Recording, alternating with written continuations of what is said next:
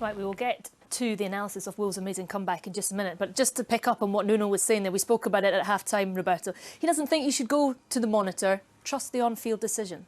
I think there is, VR helps the referees, but it needs to be in that way, to help the referees. I don't think Martin Atkinson has been helped today by the way that the VAR was intrusive into his decision, in the way that the process is not working. The VAR has been working in Europe now for 2-3 seasons, and this is the first time that it is happening in the Premier League. And I think it's a shame that we don't look in other leagues to see what worked, what it didn't work. At the moment, it doesn't help the referee enough. It should be just key moments, obvious mistakes, so then the VR helps the referee. At the moment, it's almost the VR referees what the referee has already seen. I don't think that's right. Undermines the referee, nobody gets happy with the decision. We spoke about it. Is it a contact in the penalty? Yes. Is contact a penalty? No. In an image, yes, but let the referee that has got huge experience to judge that decision. Now, when it's a clear-cut decision, use the VR. And I think at the moment, the Premier League are not using it correctly. They're not helping the referees. I think it's a good point that they've made, because these referees are professional. They've spent their lives making judgments like that. And it's amazing how many they get right. And as Nuno says there, it's sometimes a gut feel. You see the speed of the game, you see the reaction of the players, you see all these things, and they've got to take all these things into consideration. And then we get away from that, and then we just do a slow-mo, and has he touched it, or has he stamped on his foot or not, and all this. Well, of course he has, but has that brought him down? No chance. So I totally agree with Nuno in that respect. These referees, all their life they've been doing this, and it's amazing how many times they get it right. Only bring it in for clear and obvious. That was not clear and obvious, and I think the referee there has been let down by VAR down in Stockley Park. Is it the clinical nature of it then? Is that what you're saying? The fact that it's now becoming, it's got to be one side or the other. There's not that emotional side of it. There's not that being out there on the field and feeling it and knowing what's happening. Yeah, you've got to take that into consideration, as Nuno says there. And, you know, the referees will get that sense. A lot of the time they will be guessing because it happens so fast. But you get a sense of what's right and what's wrong just by the reaction of players, just by the way people go down. All these different things, you've got to take those into consideration. And more often than not, they're right. And as I say, unless it's clear and obvious, which we've always been told, clear and obvious is the phrase that we use, then unless it is, then leave the on-field referee to decide. And as I say, if it had been left alone today, I think everything would have been perfect.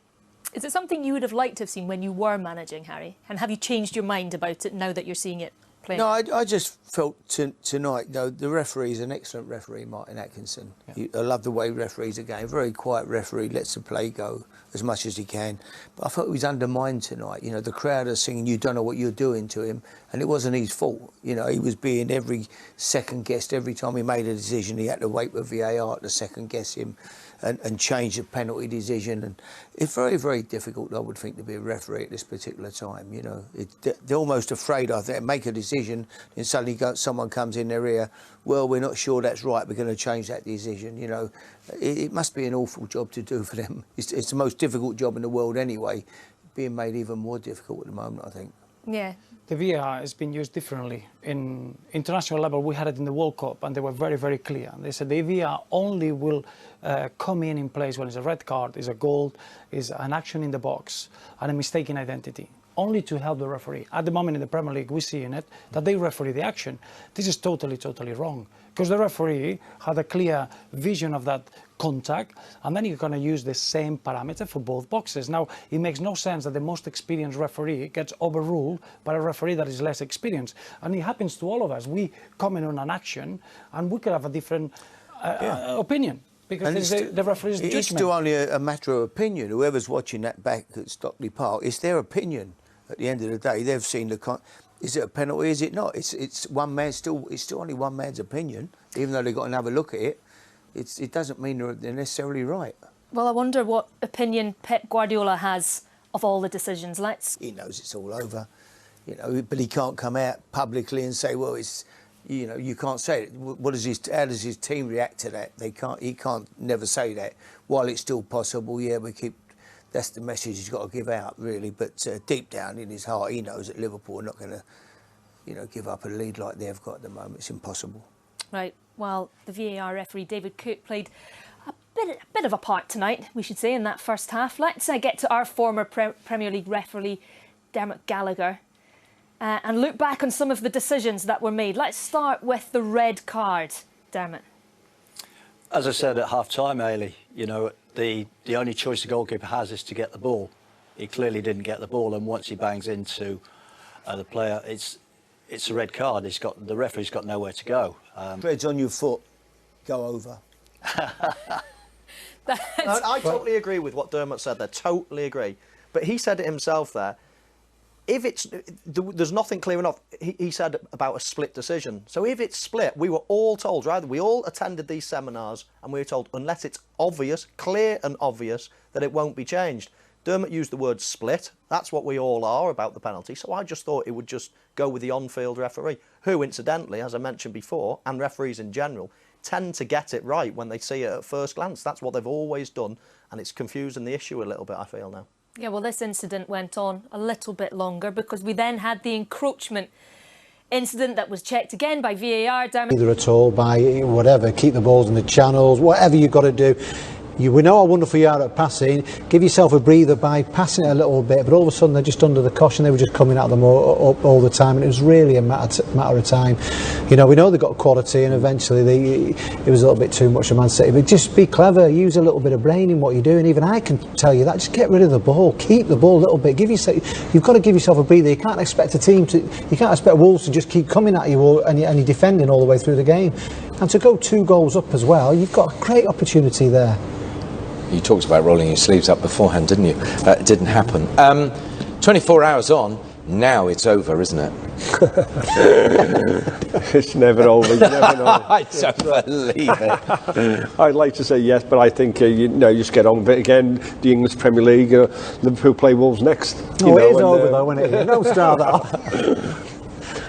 Yeah, it's all over. 14 points and a game in hand, Liverpool, who will take on Wolves. He is a unit, as they say. Scored one, set one up, had a good night, didn't he? Yeah, absolutely. Yeah, he's in form at the moment, full of confidence. Good performance tonight, and it was difficult. We went 2 goals behind, but they kept believing and had more possession, and you could feel it was coming. So, I mean, that's 5th in the league. That, you know, no wonder the manager is on everyone's lips for other jobs. You know, that's the reputation. Looked at him, supposedly. That's the reputation he's got now. Then, but he's really got that place going. So they did well tonight. Was it lack of a leader, you thought, for Man City? I mean, would you think it's purely that? Yeah, I did think that they lacked leadership on the pitch. But I think in all credit to Wolves, it's a bit like Liverpool, they actually believe they can go out there and win the game, even though they've gone behind. The players, the manager's got something with the players, the belief and everything. And to me, it looks as if Pep's trying to get that to the Manchester City players, but they're not actually reacting to it. You know, this again for Man City tonight was you have to fight for it. You know, you can't always play football all the time. You have to fight for it, and unfortunately, Wolves came out the victors because I think they wanted it a little bit more than Man City tonight. But they just compounded their misery after you've had a player sent off so early in the game. Everything, you know, and you're leading by 2-0, and then it all goes wrong. And other commentators have said they didn't think it was a penalty. Yeah. So why on earth are we not giving it to the referee to go and see it? If the head of FIFA is saying it, why is Mike Riley the only person on the planet who's seemingly saying we are not sending our referees? Surely, if FIFA says he's got to do it, you've got to do it. The rest of the world are doing it. Everyone else is saying to do it. You have to stop situations like that. It's got to be the referee. The referee goes over, has a look. You know, for me, is it clear and obvious that for a penalty? Do you two think it's clear and obvious? I think it's a foul, so therefore it's a penalty. Yeah. Well, that's it. But it's a massive problem. But I'm more worried not by the fact whether it is or isn't a foul. It's the way that the resulting decision comes about. It's taking too long, isn't it? Yeah. It was 2 minutes 12. Yeah. 2 minutes too 12. Long, and we knew after 30 seconds. We thought it was a penalty. Yeah. No, well, if you thought it wasn't, you know, No, but that's the way it is. You're always going to have that. You're always going to have that bit of but we can look at it and we can make a decision up straight away. It's got to be a lot quicker than that. Has to be. You know, what's the delay? If there's a delay, it's not clear and obvious. If I'm right by saying that, isn't it? Does that make a bit of sense? Yes. Yeah. True. So you've agreed with me, you two. Well, yeah, for once. Look, the penalty itself had to be retaken, so in walked VAR. By keeping the ball, surely, and they got that wrong for me. I mean, Kevin De Bruyne went off eventually. Surely he has to be on the pitch. He's one of those players that can make something happen. You've got to keep the ball. If you can keep the ball for 6 seconds, 7 seconds, it's a breather for someone. He can't just keep coming back to you all the time, and that's what they should have been. But he changed it at half-time, because then he chose to play, 5 at the back or 3 at the back, whichever way you like. And then, effectively, you're 2-0 up. Maybe Pep's told him to do that as well, so I don't know, but it's...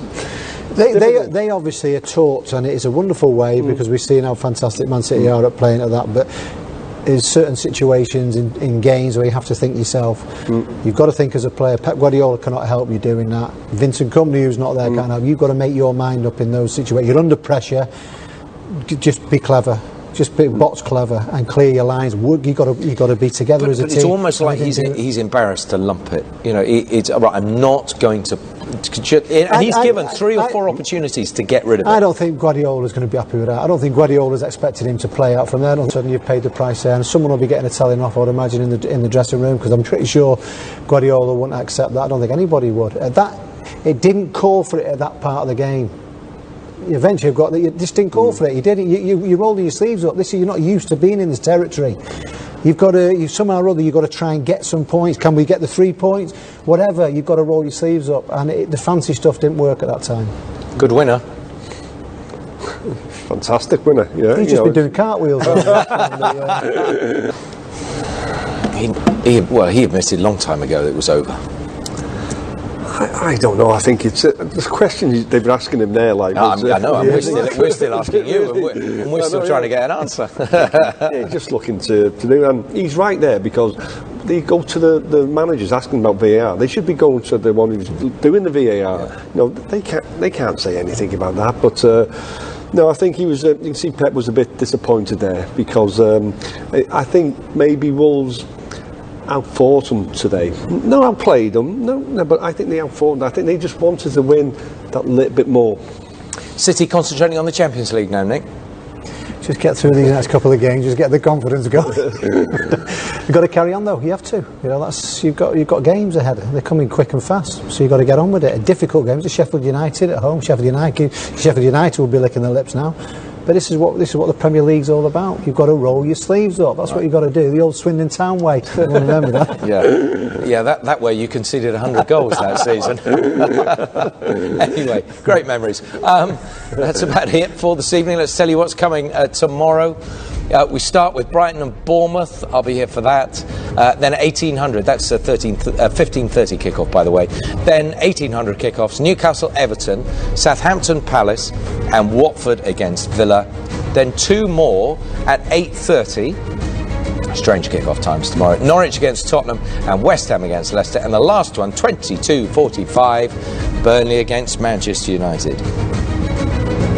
Not forgetting what's happening on Sunday. We will see both Wolves and Man City against City at home to Sheffield United. Liverpool this time will take on Wolves, and there is a London derby, Arsenal against Chelsea. That's all for Sunday.